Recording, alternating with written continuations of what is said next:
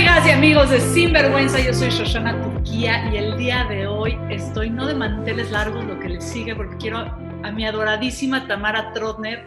Está conmigo hoy en Sinvergüenza, autora de una de las novelas, háganme caso, va a ser la mejor novela de la década, por lo menos. Nadie nos vio partir del sello Alfaguara. Tamara, bienvenida por segunda vez a Sinvergüenza, porque ya habías estado con nosotras platicando acerca del 8M. ¿Cómo estás? Ay, mi adorada Shosha, encantada. Bueno, no sabes, he tenido entrevistas y cosas, pero esta me tiene, bueno, temblando de emoción. Pues la emoción es compartida y déjame contarles a quienes no están empapados de esta información que tú eres esta ola de escritores del 2020 que primero hicieron un lanzamiento digital y cuyas presentaciones de libros han revolucionado la forma en que presentábamos los libros. Y lo digo con estas palabras porque la presentación a la sociedad, la forma en que nadie nos vio partir al mundo, fue en un encuentro digital donde hubo más de 10,000 reproducciones en menos de 24 horas. Es decir, la gente se conectó automáticamente a esta narrativa y a esta historia. Y me gustaría que antes que entráramos a los pormenores de la novela y de la historia, pues me gustaría que nos compartieras qué te pasó con esta doble realidad. Por un lado, pues imaginar un estreno de una novela con 10,000 personas es imaginar el Auditorio Nacional lleno. Esa es la proporción. Pero por otro lado, también sé no quiero poner la palabra, ¿no? De, pues no estar rodeada de tus amigos escritores, de esta gente que te ha acompañado en el proceso creativo, ¿no? De tus fans de la radio. ¿Cómo viviste esta locura de presentar tu novela digitalmente? Mira, la verdad, Shosha, al principio fue muy frustrante. La novela llevaba yo, bueno, escribiéndola 3 años y después en el proceso de que Alfaguara la aceptara fueron casi 2 años. Entonces llevaba yo una larga trayectoria y finalmente en 2019 me dicen, ya estás para el primer trimestre de 2020 y bueno, celebración, brindis, etcétera. 15 de abril de 2020 va a salir. Ya tenía yo planeada, como bien dices, la presentación, los amigos, quién me iba a presentar, la firma de libros, pues todo lo que estamos acostumbrados a que sucede cuando presentas una novela. Y de pronto pues se nos viene esta pandemia que pues ha cambiado al mundo completo, entonces no puede uno esperar ni ser tan soberbio como para decir todas las debacles que han sucedido en el mundo, empezando por las terribles muertes, y yo estar haciendo mi berrinchito por la presentación de mi novela, ¿no? Pero por otro lado, pues sí hace un poco de berrinchito, sí estaba yo un poco frustrada. Hasta ese momento, Shosh, hasta que lo que mencionas, en el momento en el que me di cuenta el alcance que tiene lo virtual y sobre todo en el momento del encierro, dije, wow, está padrísimo porque hoy estoy haciendo esto, hoy estoy contigo y hace 1 hora estaba con una persona en Monterrey y dentro de 2 horas voy a estar en una entrevista en Los Cabos. Es decir, algo que jamás hubiera podido suceder está sucediendo. Y además, tú me conoces, yo no soy una persona de O, soy una persona de I, entonces yo espero que sea esto y después todo lo demás. Pero mira qué chistoso, porque en la novela nos hablas de una protagonista cuya primera infancia se da en muchos lugares, ¿no? Y lo mismo pasa una etapa en París, que una en Sudáfrica, que no quiero hacer un spoiler de la novela, pero es una infancia muy temprana que está geográficamente distribuida a lo largo de todos los continentes.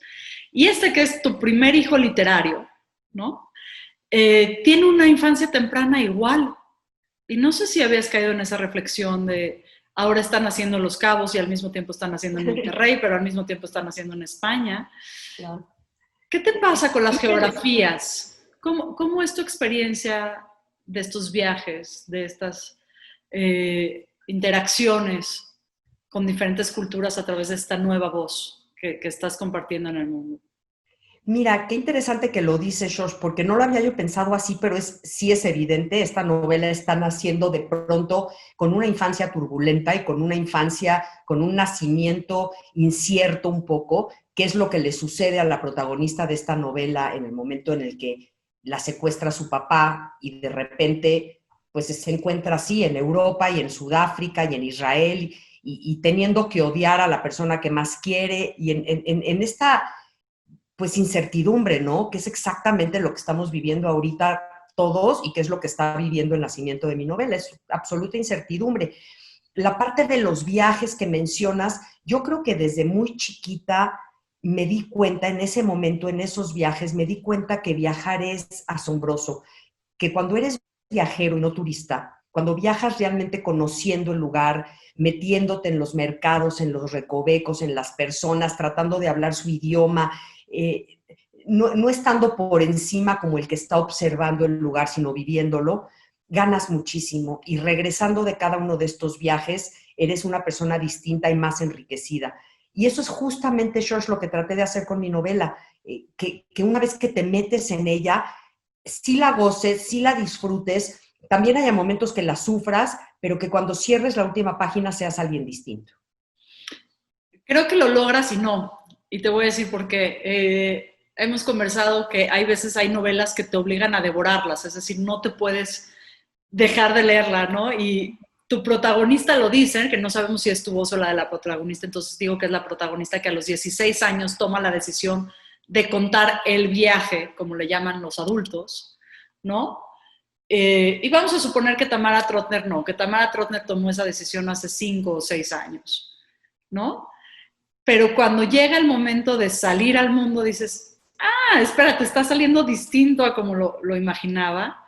Claro, tu viaje para escribirla fue de 5 o 6 años por lo menos, pero el viaje del lector de repente es un fin de semana y quiero devorarla. Pero yo como lectora, porque no me puedo salir de ese universo y de esa correlación con tu novela, la tuve que leer 2 veces. La he leído más de 2 veces, porque además tuve el privilegio de leer los borradores. La primera lectura ya cuando está impresa o cuando ya está en formato digital es así de la voracidad, ¿no? Como tus Garibaldis con fresas, es decir, los como todos, además que está llena de delicias. Y ahorita vamos a entrar a eso. Pero después, capítulo con capítulo, creo que logras ese viaje, esa pequeña transformación, no solamente de los protagonistas, y los digo en plural, sino de quien te está acompañando a la lectura. Y no se logra nada más cuando se cierra el libro. Es decir, los procesos de transformación son continuos y están ahí. Y me gustaría, si estás de acuerdo, que entráramos un poquito más a la novela, como varios viajes. Y yo tengo algunas hipótesis que me gustaría compartirte. Claro. Y ver hasta dónde llegan. Y creo que hay un primer viaje que parece muy superficial, pero no lo es, que es el viaje de la comida. Hay una narrativa de qué alimentos, qué dulces, siempre hay un elemento del comer y del saber que está impregnada la novela de eso, ¿no? Y que parecería un elemento tonto, pero que nos habla mucho culturalmente cómo se van componiendo estos protagonistas. Háblame de tu relación con la comida, que sé que no es poca, ¿no? No es poca, me conoces, George, sabes que soy una tragona, adoro comer, pero adoro comer. Yo básicamente siempre digo que como lo que se me antoja en el momento en el que se me antoja y así vivo. Siempre en mi bolsa vas a encontrar un chocolate, siempre al lado de mí va a haber algo de comida. Y no es por una necesidad de comer, sino es por el placer de repente estos sabores que te explotan en la boca. Hay una escena en la novela cuando la niña se come un chocolate, lo derrite en la boca y se le derrite la soberbia. Y creo que la relación con la comida que yo tengo es una relación apasionada como tengo con la vida. Para mí, sí comer y comer con alguien y degustar un platillo y reírte en una mesa, es un ejercicio de pasión, como lo es hacer el amor o como lo es escribir o como lo es ver una gran obra de teatro. O sea, son momentos apasionados que si los vives intensamente como con todo el cuerpo, sí volvemos a lo de la transformación, ¿no? Y entonces creo que estos elementos de comida en la novela son momentos muy decisivos, el momento de la albóndiga en el taco, por ejemplo, son momentos muy decisivos en los que la protagonista se da cuenta, está comiendo algo y quizá exacerba sus sentidos y sus emociones y entonces le viene como una epifanía. A ver, voy a retomar ahí. todos los humanos tenemos una necesidad de comer, a menos de que comamos prana, pero son muy poquitos los que se alimentan a más del aire. Todos los humanos que yo conozco, por lo menos, necesitamos comer. ¿Cómo convertimos estas necesidades en pasiones, Tamara? Porque creo que ese es el punto central. La comida es solamente este pretexto de este proceso. ¿Cómo se Es hace? que si conviertes la vida en pasión, todo lo demás que venga alrededor de la vida va a ser apasionado. Yo creo que sí habemos personas, tú eres una de ellas evidentemente, que todo lo que hace lo va a hacer con pasión. No puedes vivir sin pasión. Y yo soy igual. Entonces creo que en el momento en el que somos personas apasionadas, convertimos en pasión todo lo que nos rodea. Y las cosas más, como dices, triviales, banales o necesarias, van un paso más allá y se vuelven pues momentos especiales, ¿no? ¿Se nace o se hace esa pasión? Qué buena pregunta. No sabría decirte porque no conozco bebés apasionados, digamos, pero sí sé que a todas las personas apasionadas que conozco lo han sido por circunstancias que los ha llevado la vida.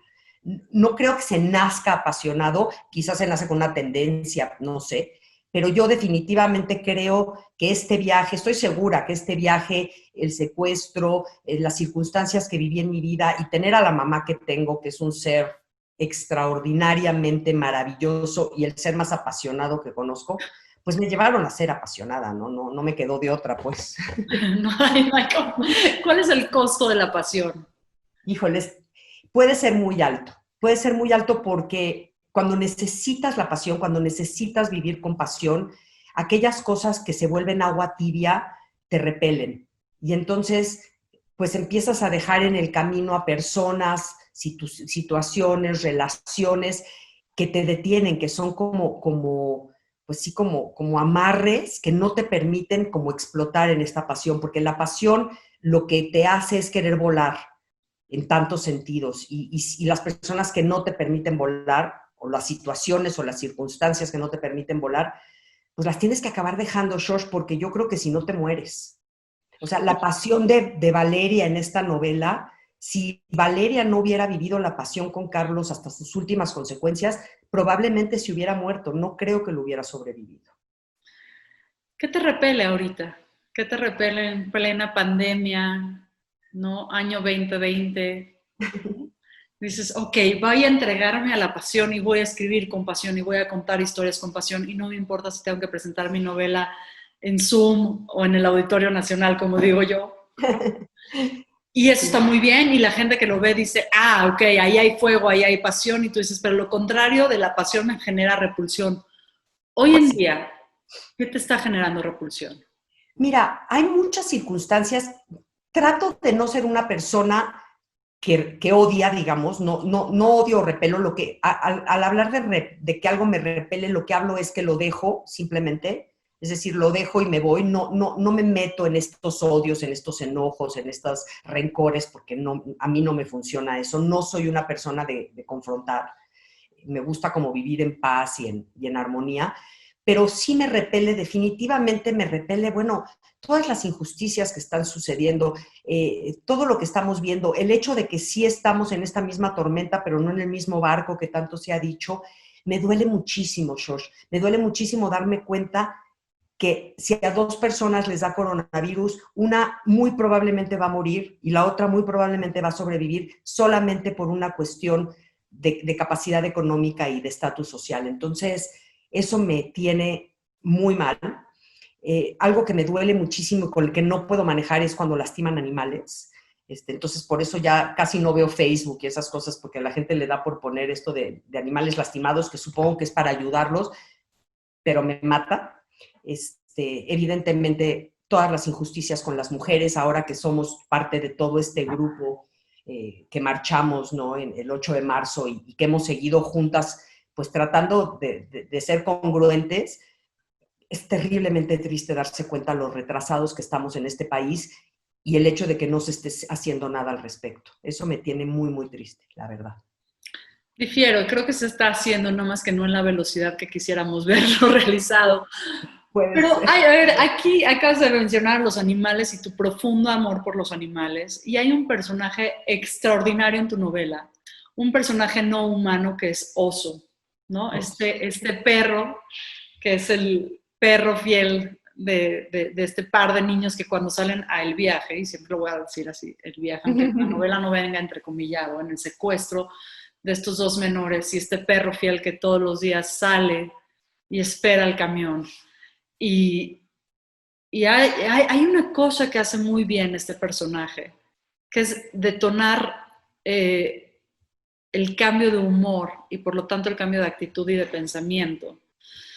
¿Tú crees que los animales realmente tengan ese poder? ¿Por qué los humanos necesitamos estar rodeados de, en este caso es un perro increíble, ¿no? ¿Cuál es esta necesidad de comunicarnos a través de los animales? ¿Sabes qué? Lo he pensado mucho. Hoy Renzo es mi compañero adorado, que lo conocen los que me conocen. Lo Aquí hubieras está, traído a la entrevista. aquí está sentado Preséntanos, en conmigo. Sinvergüenza conocemos a las mascotas de casi todos. Renzo, Hola hola. Renzo, miren qué guapo es, qué elegante es nuestro Renzo. Dice, ya, déjame en paz. Yo creo que los perros, no puedo decir todos los animales, pero sí los perros, son la muestra más clara del amor incondicional. Y cuando yo hablo en mi novela, y una de las partes que digo es el amor incondicional está lleno de condiciones, porque los seres humanos condicionamos el amor incondicional a, sí, te voy a amar incondicionalmente, pero tienes que cumplir estas características, ¿no? Y darme esto que yo necesito y estar conmigo cuando yo lo quiero y entonces ya no es incondicional. Y los perros sí son incondicionales, o sea, los perros los puedes abandonar, los puedes dejar, se te puede olvidar darles de comer, los puedes regañar y están contigo pegados. Oso era ese personaje, ¿no? Oso era ese personaje que su incondicionalidad la demuestra yendo todos los días a la barda a ver llegar el camión de la escuela y esperar que estos niños regresen y pueden haber pasado 2 años y no se ha olvidado de eso. Entonces, para mí, la verdad es que el amor de un perro es, bueno, es generosísimo, es la generosidad expresa. ¿Podemos aspirar eso a las personas humanas? ¿Podemos realmente aspirar a ese amor incondicional? ¿O simplemente es una utopía que está ahí, que es una palabrería que está ahí? Mira, otro cercano al amor incondicional, muy cercano, quizá paralelo, es el amor a los hijos. Al menos el amor que yo le tengo a mis hijos, o sea, sí, básicamente pueden hacer lo que quieran hacer, que saben que me podré enojar o podré, pero nunca los voy a dejar de amar. Entonces, sí existe esto. Ya hablando de pareja, el amor incondicional, híjole, no sé, George, es una muy buena pregunta. Yo creo que todos aspiramos a eso, aspiraríamos a tenerlo, pero nuestro ego, nuestros miedos, nuestros celos, nuestro pasado, son cicatrices que van pues truncando el camino y impiden, yo creo, esta incondicionalidad. Pero yo creo que sería divino y yo creo que Valeria y Carlos estuvieron muy cercanos a vivir eso. Estos dos personajes, Valeria y Carlos, que descubrimos que son dos grandes amantes y que detonan toda la acción en esta novela, desde la vista de la protagonista es así como un amor de otras vidas y Valeria constantemente lo repite, ¿no? Y Carlos constantemente lo expresa a través de sus poemas y de sus cartas. ¿Cómo te va a ti con el tema de las reencarnaciones, las vidas pasadas? ¿Crees en eso? ¿No crees en eso? ¿Es un pretexto que nos ponemos para darle rienda suelta a nuestra pasión? Mira, yo soy muy espiritual y soy cero religiosa, soy realmente una persona que me voy hacia la espiritualidad.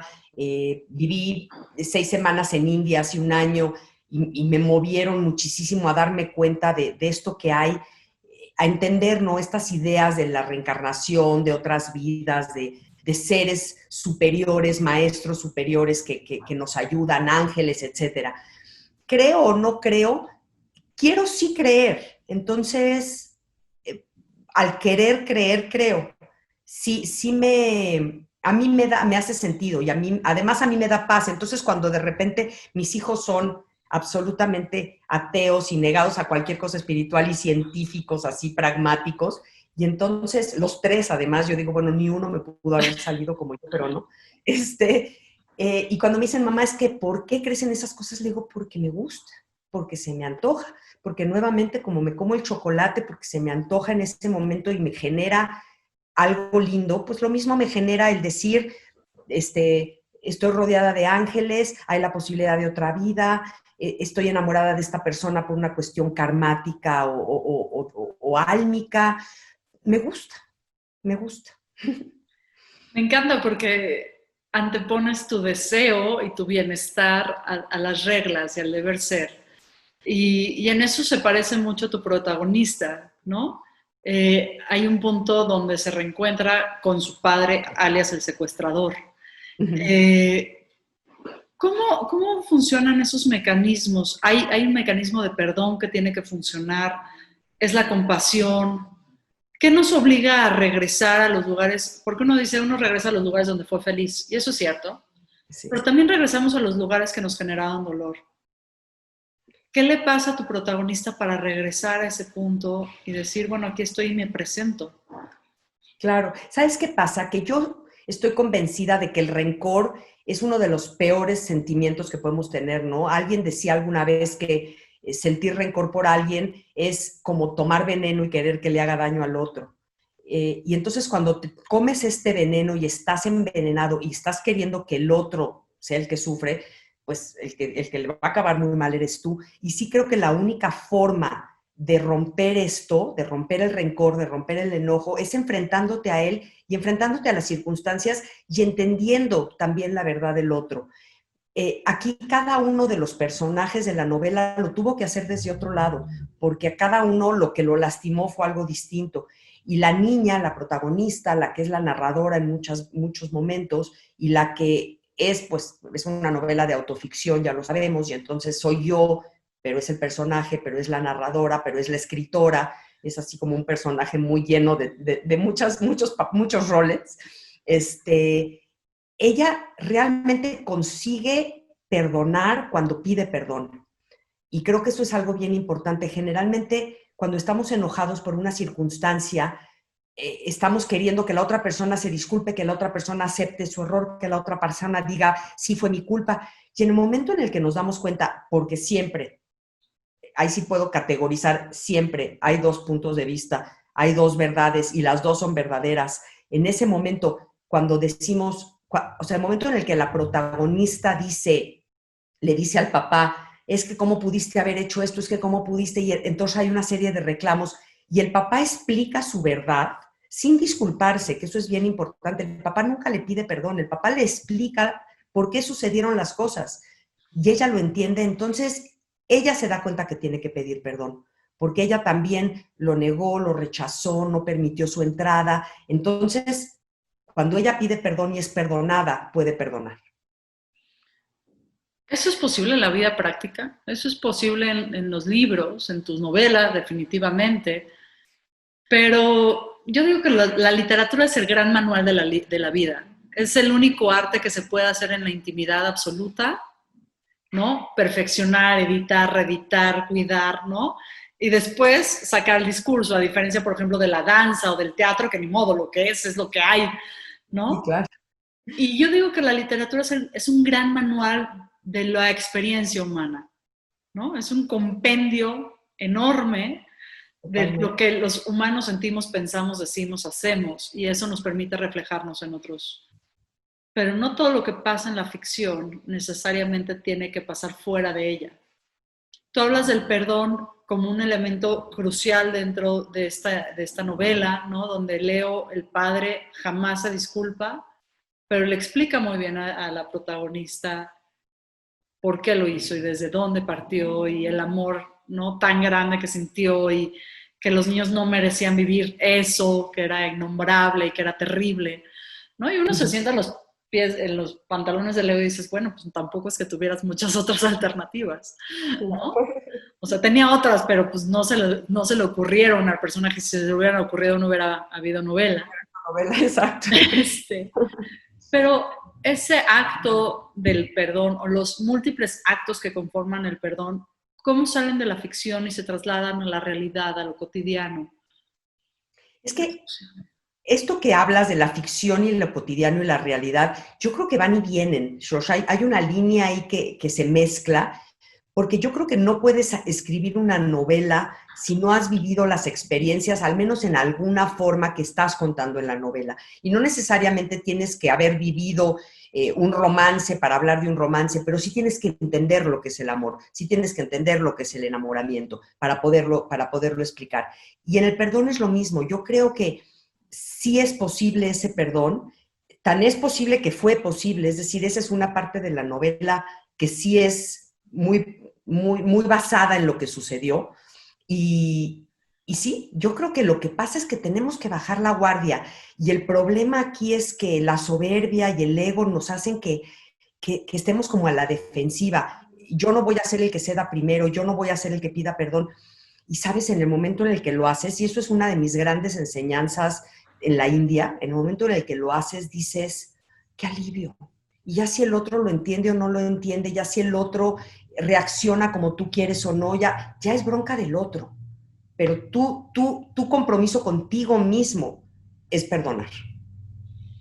Wow, es un compromiso enorme porque además no es tan sencillo. O sea, hablamos, ¿no? De pasar la soberbia, de pasar el ego, pero son, o sea, suenan murallitas de este tamaño cuando de repente son más grandes que la propia muralla china.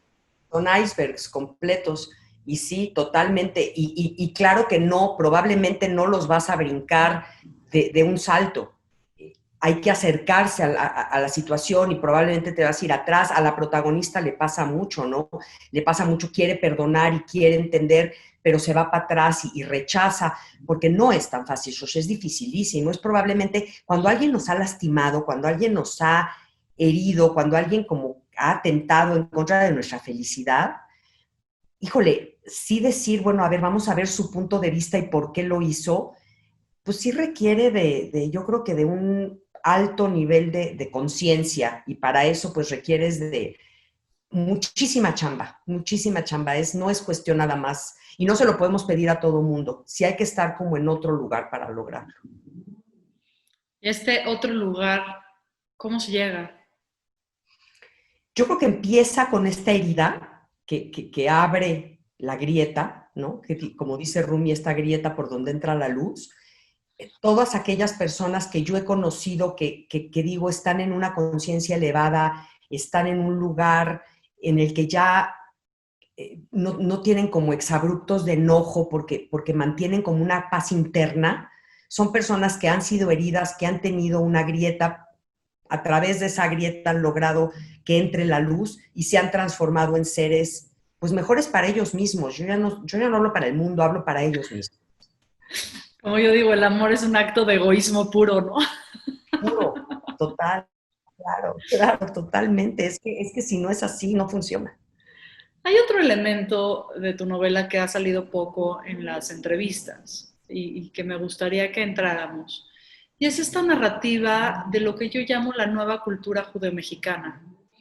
Es decir, yo he notado que de unos 10, 15 años para acá, hay una serie de autoras, sobre todo mujeres, Sophie Goldberg, Silvia Cherem, Sandra Fried, que empiezan ya a crear desde esta voz judeo-mexicana, ¿no? Que ya empiezan a narrar no solamente el cómo llegó el gran, ¿no? La gran comunidad, esta narrativa que tenemos que pasar por ahí siempre en la romantización y en el heroísmo.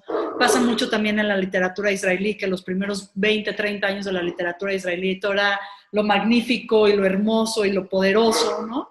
Claro. Y lograr zafarse desde ahí de esta narrativa de lo comunitario para llegar a una narrativa individual, entonces sí nos permite empezar a armar esta identidad cultural, esta identidad comunitaria, y que no es fácil quitarse esa máscara y develarla así, porque la protagonista fácilmente podría haber emitido el factor judío, ¿no? De su experiencia y de su quehacer, y Moisés y Samuel podrían haberse llamado Juan y Pedro, y tomaste la decisión en tu rol de creadora de no escaparte de ahí, ¿qué se requiere? Porque Mira, me parece que es parte de un movimiento que no está consensuado, o sea, no me imagino una mesa redonda de escritoras judías diciendo, ahora vamos a generar, no, no, no, pero no, sí claro. es parte de este movimiento, de esto que está sucediendo culturalmente y que la historia dirá si sucedió o no así, pero que yo lo veo y lo veo en esta literatura que además está siendo publicada por las grandes casas editoriales pues, del mundo. O sea, Random House está publicando tu novela a través de Alfaguara, pero también está Planeta, pero también está Rifargo. Es decir, ahí está. Totalmente. Mira, vayámonos más lejos un poco, porque creo que es una buena explicación. Cuando se empezó a hacer literatura femenina, cuando las mujeres empezaron a escribir literatura femenina para darse a conocer como mujeres, porque antes tenían muchas veces que usar seudónimos porque no se les permitía publicar, surge toda esta literatura pues con mucha carga femenina que Jane Austen o que las hermanas Bronte o que incluso, bueno, Silvia Plath en una parte, es decir, necesitan decir soy mujer porque están rompiendo una barrera. Y creo que lo mismo sucede, como dices, con la literatura judío-mexicana. En general, con cualquier literatura, sucede mucho con la literatura turca, por ejemplo, que está surgiendo ahora y que los temas que habla son netamente cosas que están sucediendo en Turquía, porque hay esa necesidad, ¿no? Como de confrontar, de abrir, de romper. Yo no estoy tan de acuerdo contigo en el sentido de que Samuel y Moisés podían haber sido Juan y Pedro, porque mucho de lo que mueve a todos estos personajes es precisamente esta pequeña comunidad judía que es muy poderosa, que es muy notoria, que tiene mucho dinero en ese momento y que precisamente por eso tiene que guardar estas apariencias y le preocupa mucho el que dirán, y además tienen este poder económico de comprar jueces y de comprar investigadores, ¿no? Entonces, y además el no permitirle a Valeria hacer lo que ella quiere y rechazar su amor, porque ¿qué va a suceder? O sea, es una comunidad, ahora sí que dicen pueblo chico, infierno grande, es eso, ¿no? Es una comunidad que te da muchísimo, pero que al mismo tiempo, qué bruto, o sea, las barreras que pone para poder ser pueden ser muy fuertes. Y entonces yo creo que todas estas escritoras que mencionas, lo que hemos tratado de hacer es nunca negar nuestro judaísmo, sí integrarlo a esta amalgama de mexicanismo, porque yo me siento completamente mexicana, soy mexicana, amo México y realmente mi bandera es la mexicana, pero nunca me voy a quitar mi sangre judía y la tengo y también la admiro y también me ha hecho... No, tú no amas México, tú adoras México y ese es otro tema, ¿no? ¿Por qué una escritora con un proyecto, con varios proyectos literarios, y lo digo varios porque no solamente eres escritora, sino que además eres doctora en letras, ¿no? O sea, la literatura corre por cada una de tus células, igual que la dragonería, ¿no? Van una con la otra. Decide entrar en el mundo del emprendimiento. Por qué decides dar ese espacio a esa otra forma de expresión que es emprender? ¿Por qué haces Adoro México?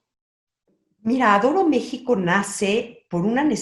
En primer lugar, nace porque adoro México y nace cuando de repente me doy cuenta que la artesanía mexicana está muy devaluada. De hecho, mucha de la artesanía mexicana está hecha en China.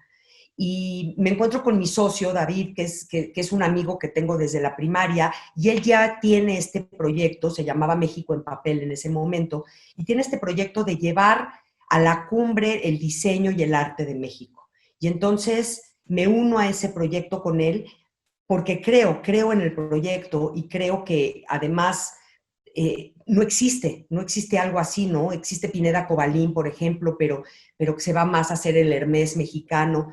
Y no, Adoro México es realmente esto, es adorar México. ¿Por qué me voy al emprendimiento, Shosh? Aquí entre nos y que no nos oiga nadie, no sé. Este, porque soy cero empresaria, porque no me gusta la parte de ser empresaria, porque cada vez me decepciona más este país, la verdad. y sobre todo ahora en el cero apoyo a los empresarios, a los pequeños empresarios, el no promover, el no ayudar, o sea, cero. Es terribilísimamente triste. Entonces, me fascina la parte creativa, porque otra vez es una pasión. No me gusta nada la parte financiera y la parte, eso me choca. Entonces, a ver a dónde va a terminar este asunto. Pues regresemos entonces a lo que sí nos gusta, que es la literatura. Hay otro gran personaje en una novela que no tiene nombre, y es el silencio, ¿no? Me parece que está presente capítulo tras capítulo entre lo que se dice y lo que no se dice, entre lo que se puede decir y lo que no se quiere decir. Una de las escenas que a mí me parecen más entrañables es la caja, ¿no? Donde está todo el archivo, digamos, mediático de la búsqueda de estos niños secuestrados, ¿no? Y que la abuela decide desaparecerla, ¿no? O la misma Valeria cuando decide quemar pues el legado escrito que hay del amor entre ella y Carlos. ¿Por qué el silencio es tan importante? El silencio es aquello que nos permite, yo creo que asentar las emociones. En mi novela el silencio es muy importante porque todo lo que no se dice acaba saliendo y acaba explotándole en la cara a las personas que no lo dicen, ¿no?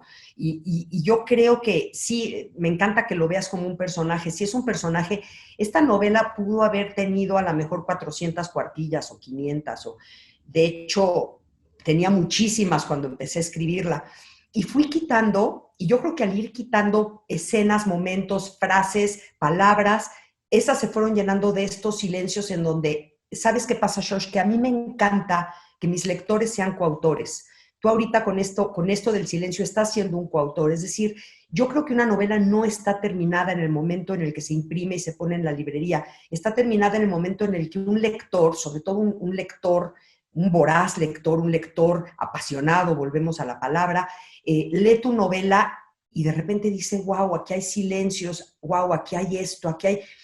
Y cada uno va a ver alguna otra cosa. Entonces, el silencio del escritor permite al lector ir llenando esos huecos con sus experiencias, con sus emociones, y que la novela le pertenezca, ya no solamente sea un libro en un anaquel, sino le pertenezcan las letras y las historias en ella. Aquí tenemos en este umbral entre la ficción y que lo dices públicamente que es una autoficción, como tú lo nombras. La abuela de la protagonista le dice, tú no puedes publicar nada de esta historia hasta que yo me muera, ¿no? Y lo deja, y se repite en varios capítulos, es decir, es una frase que se repite. ¿Cómo te fue a nivel Tamara Trotner, en tanto autora, en tanto creadora, pero hija de, mamá de, esposa de, hermana de, prima de, pero no prima, ¿no? Claro, claro. Cuando decides contar esta historia, que es tu autoficción, pero que también estás tomando prestadas las historias de otras personas que siguen vivas. Claro, mira, es autoficción y al principio cuando empecé a escribir esta novela, esta es una historia que ya he platicado porque la primera versión de esta novela estaba completamente velada, digamos. Entonces, esa versión yo se la di a nuestro Ramón Córdoba, nuestro adorado Ramón, se la di, él la leyó y me dijo, esto es una mierda, esto no sirve para nada, pero tú tienes una muy buena pluma, y él se dio cuenta perfecto y me dijo, Tamara, algo quieres contar que no estás contando. Si no te desnudas, no seas escritora. Y ahí me di cuenta que la autocensura es lo peor que puede sufrir un escritor. Entonces decidí precisamente decir, es que Valeria ya no es mi mamá, y Carlos ya no es Carlos, y Leo ya no es mi papá. Son Valeria y Carlos y Leo y el primo y la hermana, ya no son personas que hoy están vivas. Y esas personas que lo lean y crean que son ellos, van a estar equivocados. Es decir, si su reacción emocional es a ¿por qué dijo esto de mí? Se está equivocando. Yo dije, la autora Tamara Trotner escribió una novela acerca de unos personajes. Sí, está basado en la vida real, pero la memoria es bien traicionera y además acomoda y además inventa, y luego como escritores somos bien mentirosos, inventamos más. Entonces, si alguien se lo toma personal, nuevamente es su problema. ¿Y te lo han hecho saber? ¿Te han hecho saber que alguien tiene un problema con esto o realmente vives en un mundo de gente muy consciente y que puede hacer esas distinciones? Porque una cosa es lo que quisiéramos a una que nos pasara con lo que decimos y con lo que hacemos, y otra cosa es lo que en realidad sucede con nuestro entorno. ¿Alguien Claro. se ha quejado? Mira, a mi mamá, que se la llevé yo la novela porque ella no la quiso leer digital, entonces el momento en el que recibí la primera copia impresa fui a dársela, la leyó y cuando la acabó de leer me dijo puras cosas lindas porque mi mamá es mi número uno porrista en el mundo, entonces, nada, sé que hubo cosas que le movieron, ella no me las dijo, pero la conozco y sé. Mi suegra estaba leyendo la novela y le dijo a mi mamá, es que estoy leyendo la novela de Tamara, y mi mamá le dijo, no le creas todo lo que dice. Es precioso, ¿no? Entonces, la verdad, las cosas no fueron tan así. Entonces, no he tenido problemas, la verdad, con nadie. Sé por ahí que han habido algunos personajes secundarios que se han medio molestado con algunas frases, que pues si sí es cierto o no es cierto, porque no lo sé directamente por ellos, lo he sabido como por chismes. Otras personas me han dicho, wow, yo conocía la historia del otro lado. Qué increíble ahora poderla conocer desde este lado, ¿no? Desde esta visión que no conocía. Y así, pero realmente no he tenido ninguna queja. ¿Nuestra intimidad nos pertenece o le pertenece a la historia humana? Porque estás haciendo en el momento que es autoficción y reconoces que hay elementos biográficos y que hay elementos reales, y no sé si alguien busca en los archivos generales de la Nación, el periódico lo encuentre o no, que Seguro también sí. es una posibilidad, ¿no? Pero estás hablando de una intimidad brutal, estás hablando de tu papá, de tu mamá, de tu hermano, de ti como niña, claro, en estos personajes, y ya establecimos esta distancia. Claro. Pero ¿qué tanto nuestra intimidad le pertenece a lo humano, al colectivo humano? ¿Dónde está esa línea entre estoy generando una nueva memoria, una nueva forma de contar lo que nos pasa y lo que me pasa? Claro. Mira, yo creo que la intimidad no nos pertenece más que a nosotros. Nadie puede sentirse dueño de nuestra intimidad. Ahora, cuando es como escritores decidimos desnudarnos y entonces, pues, prestarle nuestra intimidad o alguna parte de nuestra intimidad a los lectores, yo creo que lo hacemos, o por lo menos yo lo hice, es decir, la primera parte de esta escritura, de la escritura de esta novela, era una parte catártica, era una parte donde yo tenía que entender, donde yo tenía que asimilar, donde al ver los dos puntos de vista tenía yo que perdonarme. Y esa es la parte catártica de la escritura, que además en la psicología se maneja y es padrísima. Para que eso se convierta en literatura, Shosh, se necesitan años de estudio, talleres, personas como tú que me ayudan y la leen y otras, porque fueron cientos de miradas las que estuvieron en esta novela antes de que la novela esté en las manos de algún lector, ¿no? Entonces, sí pasas de persona a personaje, pasas de intimidad a literatura, pasas de catarsis a creación, y entonces lo que generas es una novela que ya es como para todo el mundo. Y creo que sigo manteniendo mi intimidad adentro de mí, la conocen mis seres más queridos, mis amigos, mi tribu, conocen mi parte de mi intimidad. El lector conoce la parte de la intimidad de la escritura. Eso me encanta, ¿no? Es entre la persona y el personaje todo el universo que hay en el medio, ¿no? Y cómo va y cómo viene. Y por eso a mí me gusta hacer estas entrevistas sin vergüenza, que son mucho más largas, mucho más pausadas, fuera del canon de lo que se repite una y otra vez, y ver qué hay más adentro. Tamara, cuéntanos cómo sí, porque estoy segura que alguien con una gran historia, porque yo creo que todas las personas tenemos grandes historias, lo que pasa es que no tenemos grandes narradores dentro de nosotros que nos digan lo increíble que estamos viviendo, lo especial que es tal o cual circunstancia individual. Pero yo estoy segura que alguien que está escuchando esta entrevista tiene una gran historia que contar y no sabe cómo. Cuéntanos cómo sí, cómo es este camino. Mira, yo creo que esta historia la fui yo escribiendo adentro de mí desde que empezó a suceder.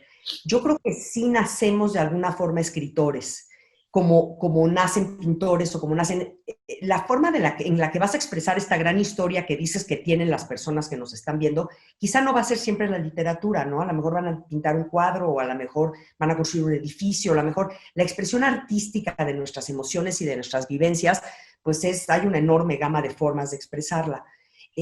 Para mí la literatura, la escritura fue siempre mi forma de expresarme. Entonces, para mí fue natural, es decir, nunca ni se me ocurrió otra forma de expresarlo más que a través de la literatura. ¿Cómo hacerlo? Pues el consejo que me dio Ramón, yo se los paso: desnúdate, atrévete, di lo que quieres decir. No escribas al principio no escribas pensando que vas a publicar, al principio escribe pensando lo que quieres contar, esa gran historia que tienes guardada, y ya si funciona, y ya si cuaja, y ya si quieres, entonces viene la segunda parte de los talleres, de la corrección, pues sí, como decía Picasso, 1% inspiración y 99% talacha, Shoshi, lo sabemos, es darle y darle, son horas y horas, cientos de horas, miles quizá de horas metidos en una novela de 210 cuartillas. Sí, tú haces 210 cuartillas, pero las otras 1200 que se fueron editando en el proceso, ¿no? O sea, Salman Rushdie dice, el problema de los escritores no es escribir, sino editarse y autoeditarse y borrar. La investigación, ¿no? Porque pues tienes que investigar qué estaba sucediendo en Israel en los años 70 y cuándo fueron y cómo eran las formas. Y claro, necesitas muchísima investigación de muchas cosas que tú las viviste en algún momento a lo mejor, pero no te acuerdas. Y toda esa investigación tiene que existir, pero luego no se tiene que notar. Porque cuando esa investigación se nota, se vuelven novelas horribles, ¿no? Claro, son crónicas en lugar de ser literatura, ¿no? A ver, Maniqueas. me llama algo la atención. Empezamos la conversación hablando de cómo eres esta parte de esta primera generación de escritores que su lanzamiento estaba hecho en lo físico y fue un lanzamiento virtual. Y tú dices, yo nací siendo escritora y es algo que has ido puliendo a lo largo de tu vida, en tus estudios, en tu quehacer, en tus investigaciones. Y me queda claro que este libro, nació siendo literatura. ¿Qué anhelos, qué esperanzas, qué intereses hay o no en que se convierta en otras formas de arte? Específicamente, pienso en arte audiovisual, en una serie, en una película, porque además es súper visual. Hay frases que se repiten una y otra vez como si fuera una ola. O sea, yo lo que siento es que estoy en el barco, ¿no? Donde llegaron Samuel y Moisés, ¿no? Y ahí va otra vez, ahí va la marea, ¿no? Y nos regresa y hay en muchas imágenes, ¿no? Los Garibaldis con las fresas es una gran imagen.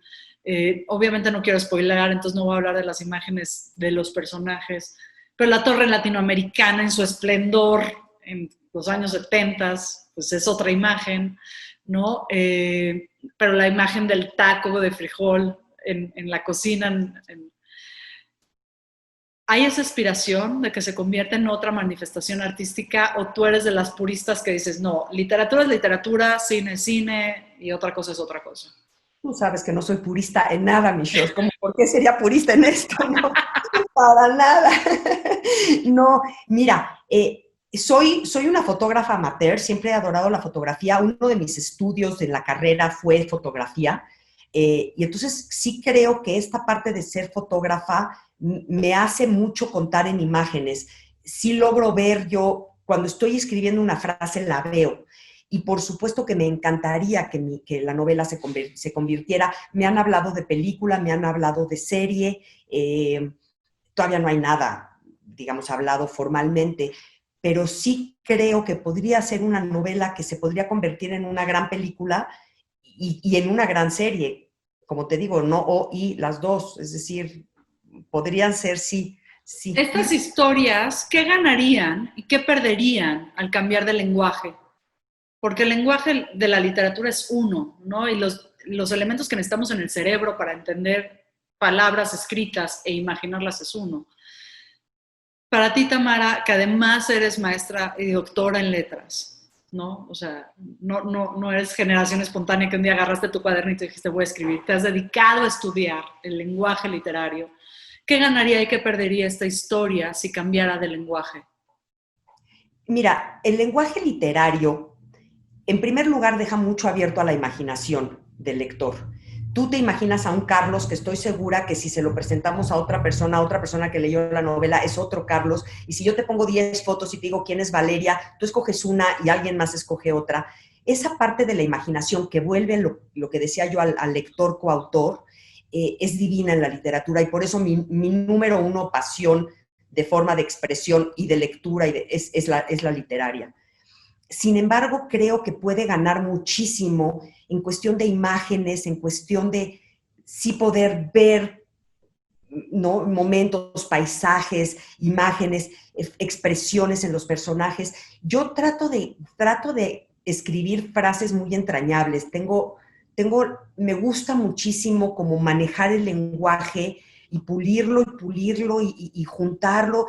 En una novela que estoy escribiendo ahorita dice que los escritores nos parecemos mucho a los cocineros porque hay bueno, a los chefs, no, hay un montón de ingredientes y el chiste es escoger cuál se enamora de cuál para hacer un mousse de chocolate no cualquiera va con cualquiera. Y así manejo yo las palabras como esta fusión de enamoramiento cuajan en una frase de ella. Eso es difícil lograr en el cine como frase, pero se puede lograr muy lindo como imagen. Entonces, yo creo que se enriquecería. Es decir, siempre decimos, y son muy pocas las películas que le llegan a las novelas, ¿no? Generalmente cuando lees una novela y ves la película dices, no, la novela es mucho mejor. Y quizás sí, y quizás la novela va a ser mejor que la película, no sé, pero puede llegar a mucha más gente. Entonces, pues es muy lindo, ¿no?, pensarlo. Una vez que conviertes esta historia catártica a través de mucho talento, pero mucha técnica y mucho trabajo en arte, ¿cuál es tu aspiración? ¿Qué te gustaría que le pasara a esta historia convertida en arte, convertida en literatura? Mira, yo creo que cuando escribes y ya publicas, pues obviamente lo que quieres es que la novela nazca llena de amor, llena de aplausos, que le cambie la vida a muchas personas, que se las mejore, que la gente se espejee con mi novela y a lo mejor tome decisiones de vida que no hubiera tomado si no la hubiera leído. Y ahorita ya la novela ya no me pertenece, Shosha. Es bien angustiante el momento en el que la entregas a la editorial y te dicen, van las galeras, ya no puedes hacer ningún cambio. Y es así de, no, pero sí quiero, por favor, quiero escribir, es que me faltó, es que ya no conté, ¿no? Entonces, pues ya lo que ya no conté, ya no dije, vendrá en otra o no, pero pues la novela ya les pertenece a ustedes, a cada uno de los que la tomen, la lean, la disfruten, la subrayen.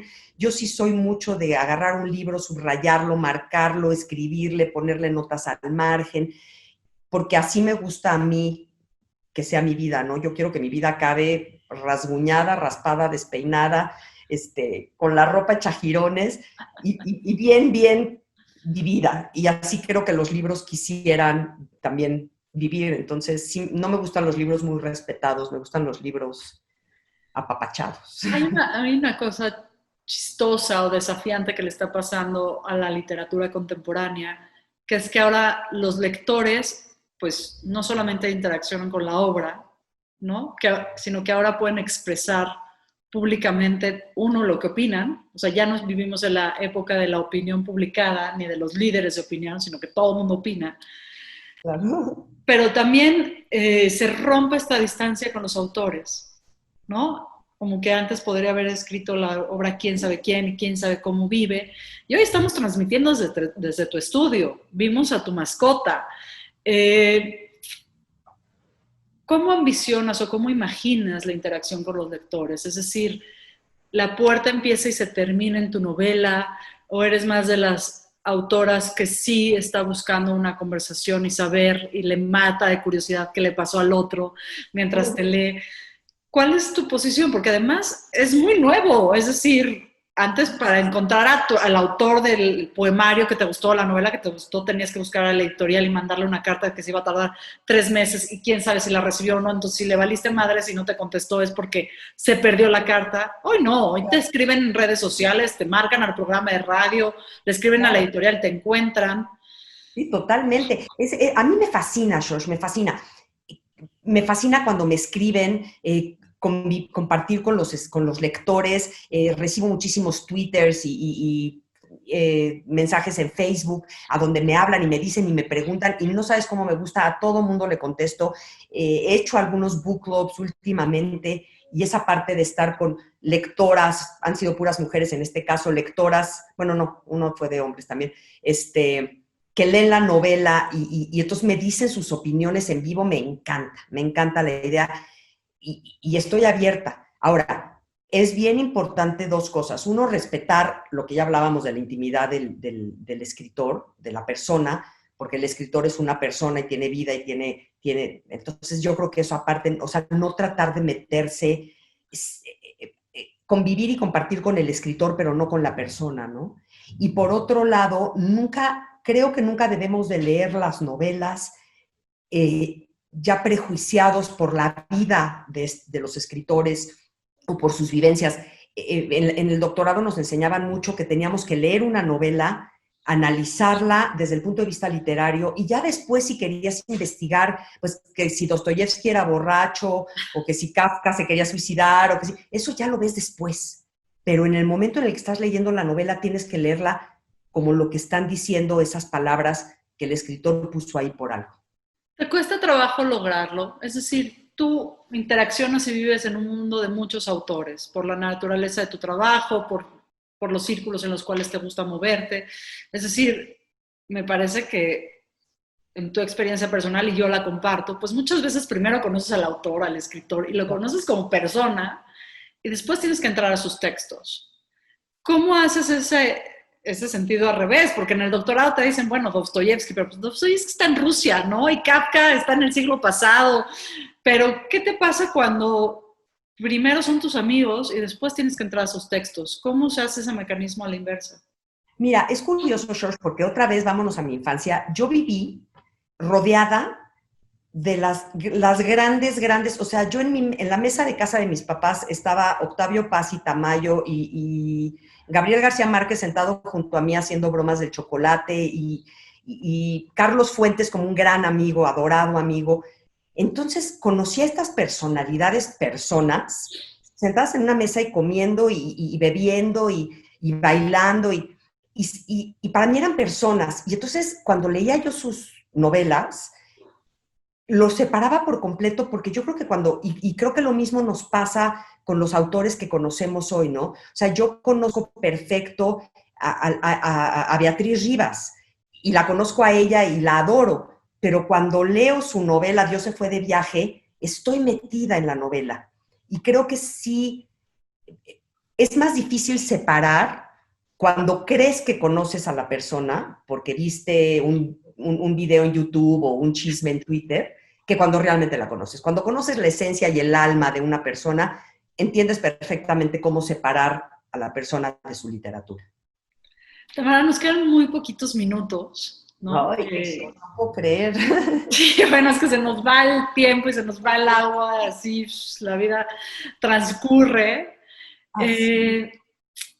Si tuvieras que decirnos qué te deja a ti la experiencia de escribir, de publicar, compartir y que te regrese los lectores lo que opinan, esta última ola que antes no estaba, nadie nos vio partir. ¿Qué le está pasando a Tamara Trotner con esta novela? Estoy, antes que nada, metida en un profundo agradecimiento. No, o sea, agradezco cada uno de los pasos, cada uno de los puntos que llevaron a la novela a ser lo que es hoy. Tú lo sabes, mi sueño dorado, así mi máximo sueño era que Alfaguara me publicara y cuando Alfaguara me publicó bueno, no puedo más que agradecer muchísimo a mis editoras, y a todo mi grupo de escritores, tú entre ellos, que me han ayudado y me han acompañado. Estoy agradecidísima, estoy feliz, estoy viviendo un sueño increíble y y nada, y sorprendida y con ganas de ver qué pasa, ¿no? Con ganas de soltar al bebé y que camine solito y a ver qué pasa. ¿Es posible seguir creando cuando tu primer bebé recibe tantos elogios, tanto cuidado de la prensa? Es decir, me parece que en estos momentos pandémicos, de las novelas que más atención ha recibido, por un lado de la prensa, pero también por el lado del público. O sea, uno no puede mentir. Tú puedes ir a cuanta entrevista quieras, pero si no pegas con el público, no hay forma que eso despegue. Claro. Y tu novela está haciendo las dos cosas. ¿Cómo regresas al silencio de tu estudio para seguir contándonos historias, Tamara?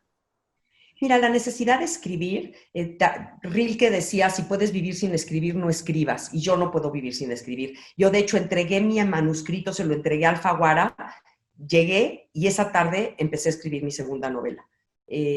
Simplemente porque tengo esta necesidad de escribir y porque además sentí que me quedaba huérfana cuando despaché a todos esos personajes. Es un sentimiento de abandono bien fuerte.